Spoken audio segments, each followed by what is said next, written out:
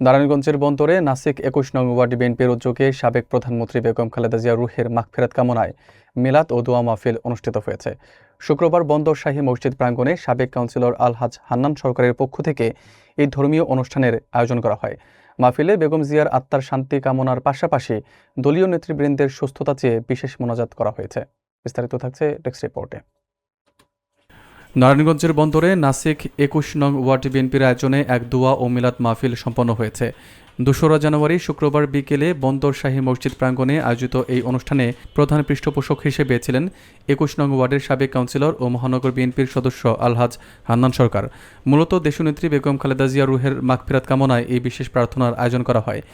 অনুষ্ঠানে দেশ ও জাতির কল্যাণ ও বেগম জিয়ার বিদেহী আত্মার শান্তি কামনার পাশাপাশি নারায়ণগঞ্জ ৫ আসনের সাবেক সংসদ সদস্য ও বিএনপির মনোনীত এমপি প্রার্থী আলহাজ অ্যাডভোকেট আবুল কালামের দ্রুত সুস্থতা কামনা করে বিশেষ মোনাজাত পরিচালনা করা হয়।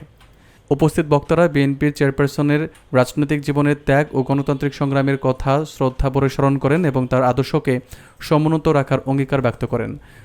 উক্ত দোয়া মাহফিলে ২১ নং ওয়ার্ড বিএনপির সিনিয়র সহসভাপতি মোহাম্মদ সালাউদ্দিন, সাধারণ সম্পাদক মোহাম্মদ সেলিম মিয়া এবং সহ সাধারণ সম্পাদক মোহাম্মদ আবুল কালাম উপস্থিত ছিলেন। এছাড়াও উপস্থিত ছিলেন বিএনপি নেতা অ্যাডভোকেট মমিন, খালেদ সাইফুল্লাহ, নিজামুদ্দিন লাবলু এবং বিচার কমিটির সভাপতি মোহাম্মদ আনোয়ার হোসেন স্বপন, এলাকার গণ্যমান্য ব্যক্তিবর্গ এবং বিএনপি ও এর অঙ্গ সংগঠনের বিপুল সংখ্যক নেতাকর্মীর স্বতঃস্ফূর্ত অংশগ্রহণে মাহফিলটি সম্পন্ন হয়। মোনাজাত শেষে উপস্থিত সকলের মাঝে তোবারক বিতরণ করা হয়। স্থানীয় নেতৃবৃন্দ আগামী দিনে দলীয় সকল কর্মসূচি ঐক্যবদ্ধভাবে পালনের প্রত্যয় ব্যক্ত করেন। যেহেতু আমাদের সাবেক প্রধানমন্ত্রী, 3বারের প্রধানমন্ত্রী, সারা বাংলাদেশের সকল মানুষের স্নেহধন্য আমাদের বেগম খালেদা জিয়া মৃত্যুবরণ করেছেন, সেই জন্য প্রত্যেকটা জুম্মা তার দোয়া হয়েছে।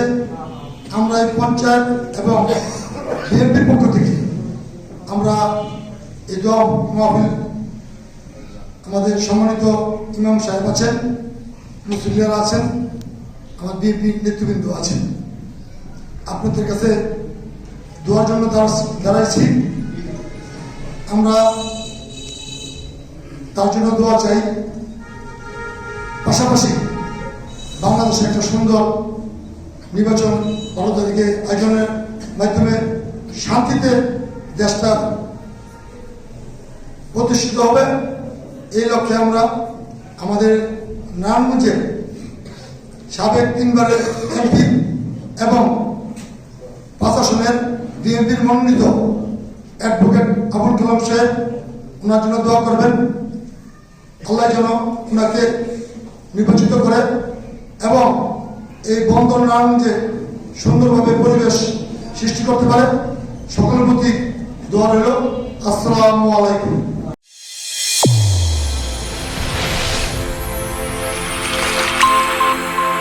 চ্যানেল A1 হৃদয়ের স্পন্দন।